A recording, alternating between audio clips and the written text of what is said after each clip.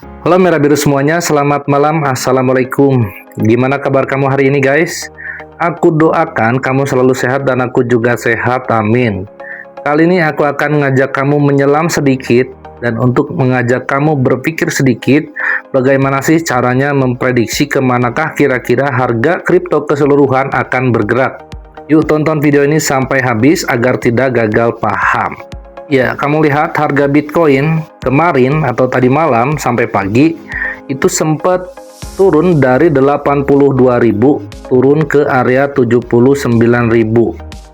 Tentunya angka 80.000 di situ adalah angka psikologis, apakah dia akan lanjut ke 90.000 atau turun menjadi ke 70.000 dan bahkan lebih dalam lagi. Karena ini dalam fase bear market, banyak orang beranggapan bahwasanya Bitcoin akan turun. Ketika menyentuh area psikologis, di situ akan dimanfaatkan oleh para trader dan juga bandar. Musuhnya trader itu adalah bandar, guys. Bandar itu boleh dikatakan whale yang memegang stok banyak. Tentunya di Bitcoin ada dua jenis. Yang pertama adalah spot trader, yaitu tradingnya di spot. Yang kedua adalah di future. Nah, untuk menaikkan harga, ini adalah contoh ya. Itu tentunya harus dibersihkan dulu para trader future. Kenapa? Nggak ada bandar yang mau rugi guys, itu kuncinya. Jadi ketika orang banyak pasang buy di angka 80 sampai 82.000, yes, yang pasang long pasti cuan kan, tapi belum sampai naik lebih tinggi daripada 82.000, pasti harga akan dibanting. Kenapa? Bandar juga tidak mau rugi dan tentunya harus membatasi kenaikan untuk yang pasang long. Sehingga di sini apa yang terjadi? Sebagian trader ada yang pasang short, oh Bitcoin akan dibanting karena orang udah tahu nih cara berpikirnya seperti apa market maker. Setelah short, apa yang terjadi? Harga tidak akan lama, aku yakin kemarin ini akan balik lagi ke 80.000. Kenapa? Karena yang pasang short itu hanya dikunjungi sebentar lalu dibalikin lagi. Jadi yang pasang long di sini liquid, kena likuidasi alias stop loss. Kemudian yang pasang short di sini dinaikkan lagi, banting balikin lagi ke 82.000. Nah, makanya yang trader pasang short itu pasti kena likuidasi atau stop loss. Disitulah baru harga akan dinaikkan. Biasanya ada beberapa kocokan sebelum dia menyentuh ke area yang lebih tinggi. Kalau nggak salah, di video sebelumnya aku pernah menyebutkan Bitcoin itu kira-kira akan menyentuh ke area psikologis yang lebih tinggi di mana di angka 90 ribuan. Baru di situ akan terjadi bantingan besar. Itu sih hanya analisaku ya, bisa salah, bisa juga benar. Namanya market itu dinamis guys, nggak bisa diprediksi 100% seperti itu. Makanya ketika masuk kripto yang paling penting adalah tahu kapan masuk, tahu kapan exit. Ya. Berbeda halnya dengan mindset seorang holder atau investor. Dia memegangnya itu untuk jangka panjang. Tentunya harus memiliki conviction atau keyakinan yang tinggi bahwasanya suatu saat harganya bisa naik lebih tinggi dari harga pembelian. Kurang lebihnya seperti itu. Nah, sekarang aku akan bahas faktor apa yang memicu kenaikan Bitcoin dan juga altcoin.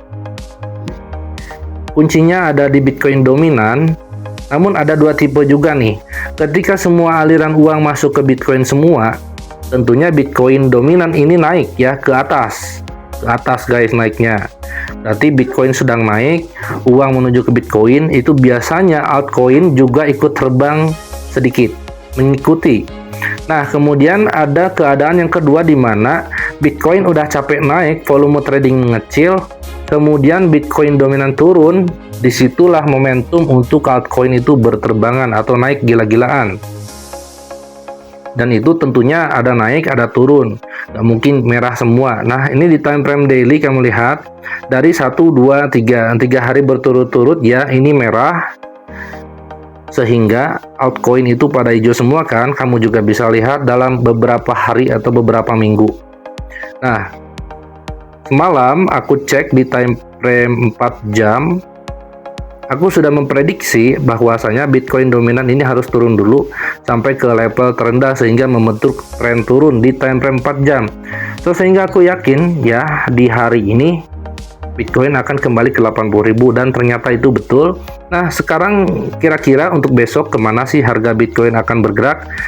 Kalau dilihat dari Bitcoin dominan, ya ini sudah berada di area pucuk ya. seharusnya ini turun dulu. Jadi Bitcoin itu akan naik dengan sangat slow, atau mungkin bisa jadi lebih cepat. Tiba-tiba ini candlenya hijau untuk dominan, Bitcoin naik, dan disitu biasanya altcoin juga ikut naik bareng. Kalau ininya hijau, ya, Bitcoin naik, ininya hijau, altcoin juga hijau. Nah, ketika ininya lebih turun lagi, artinya uang belum masuk ke Bitcoin, yang ada malah keluar dari Bitcoin. Dan itu harus ada hijau terlebih dahulu satu. Untuk apa? Untuk konfirmasi bahwasanya uang akan lari ke altcoin.